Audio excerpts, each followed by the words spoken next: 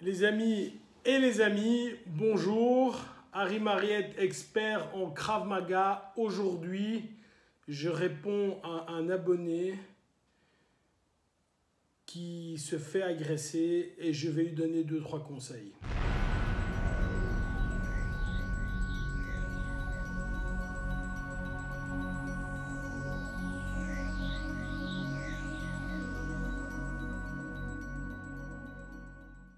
Voilà les amis, j'ai un abonné du Maroc qui m'a envoyé un message. Tout d'abord, je fais une petite parenthèse.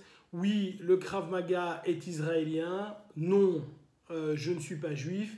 Non, je ne suis pas israélien. Et oui, que tu sois marocain, algérien, tunisien, ouzbékistanais, togolais ou mauricien, si je peux t'aider, je vais le faire.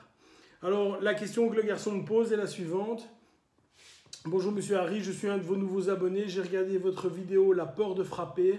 Cependant, mon problème est différent et j'aurais besoin d'une réponse car là où j'habite, il y a beaucoup d'agresseurs et de voyous, donc je dois être un fort. Mon problème à moi, récemment, il y a un type qui m'a provoqué. J'ai commencé à trembler comme une feuille. Pourquoi? Juste parce qu'il est plus grand que moi, sa façon de parler, de regarder, et je sais qu'au fond de moi-même, si je le tape, je suis un homme mort. Un, je vais me faire humilier, et de deux, il y a une voix en moi qui me dit je ne peux pas le battre, et ça c'est mon problème avec tout, j'ai pas confiance en moi. Je me sens ridicule, et là, je n'accepte pas cette réalité. Merci de bien vouloir me donner quelques conseils. J'aimerais que mon identité reste secrète, évidemment, je ne vais pas dire ton nom, il n'y a pas de problème. Alors j'ai intitulé cette vidéo « Si vis pacem parabellum », hein, si tu veux la paix, prépare la guerre. Bon, on est tout à fait ici dans un système que tous les gens ont connu ou connaissent, c'est du harcèlement pur et simple.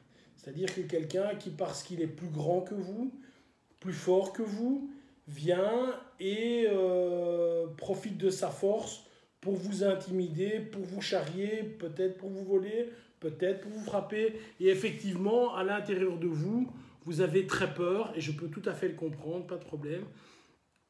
Vous avez très peur, vous n'osez pas agir. Alors comment est-ce qu'on va remédier à ça? Il n'y a qu'une façon, les amis. Il n'y a qu'une façon. Et c'est pour ça que je mets « Celui qui veut la paix doit préparer la guerre ». Tu dois être fort. Tu dois être fort. Et je donne toujours le même exemple. On a tous déjà vécu la situation où il y a un petit chien, tout petit, hein, qui doit peut-être faire 30 cm, qui monte des dents comme ça.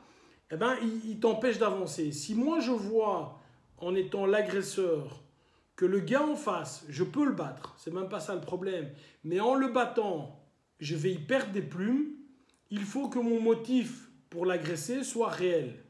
Alors, comment est-ce que l'agresseur va-t-il voir qu'il a un risque en t'agressant? Eh bien, en t'entraînant, que ce soit, encore une fois, et vous savez comment je parle, que ce soit en Krav Maga, en boxe thaï, peu importe le sport de combat que tu fais, c'est pas du tout le problème. Évidemment, moi je fais du Krav Maga, mais ça peut être n'importe quoi, c'est pas le problème. Il y a 2-3 choses qui vont arriver dans ta vie. La première chose, c'est que tu vas, et c'est la plus importante, tu vas dégager quelque chose qui va faire que on va moins t'ennuyer. Alors certains vont me dire, ah ben oui Harry, tu fais 120 kilos, c'est normal qu'on ne t'ennuie pas. C'est vrai, mais j'ai des instructeurs qui en font 60. Je ne suis pas le plus lourd. Gabinois en fait 80. Et ce n'est pas marqué sur son visage qu'il fait du Krav Maga. Donc tu vas dégager quelque chose qui va dire au futur agresseur, oulala, celui-là il a confiance en lui, ou il dégage une confiance en lui, je ferais mieux de ne pas l'ennuyer. Encore une fois, le loup va s'attaquer à la brebis la plus faible, et non pas au mouton vigoureux. Premier truc. Deuxième truc, en t'entraînant, tu vas voir et anticiper le fait de ne pas te retrouver dans des situations difficiles. Je prends un exemple, il y avait dans le journal en Belgique un gars qui s'était fait taper par 20 personnes, un champion de judo, il s'était fait taper par 20 personnes. Et alors moi j'ai mis, il devrait penser à changer de discipline. Alors il dit, oui mais personne ne sait rien faire contre 20 contre 1, toi non plus. C'est vrai, moi j'aurais rien su faire contre 20 contre 1. Mais peut-être que j'aurais pas été là où il était 20, ou peut-être que je serais parti. Si je sens à un moment que ça chauffe, encore une fois, il y a un proverbe qui dit « Celui qui fuit pourra encore se battre ». Donc, parfois, être lâche un court instant et vivre, c'est mieux.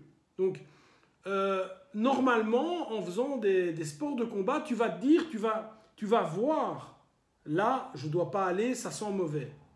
Donc, deuxième avantage. Troisième avantage, évidemment, mon ami, c'est que tu vas savoir ce que c'est un coup de poing à donner et à recevoir.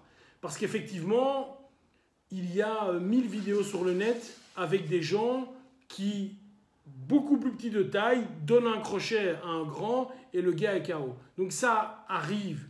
Je t'assure que recevoir un coup dans le visage, ça fait très mal. Vraiment très très mal.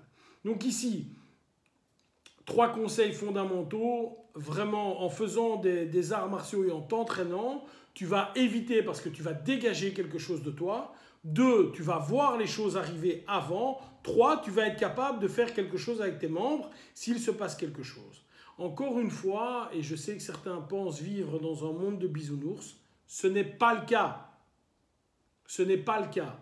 Alors, on ne va pas être fou comme dans d'autres pays et se promener armé. Ta seule arme, ce sont tes poings, tes pieds et ta tête surtout. Donc, sois armé de ta tête et de tes membres lorsque tu sors dehors. Ça, c'est mon conseil. Entraîne-toi. Bye bye.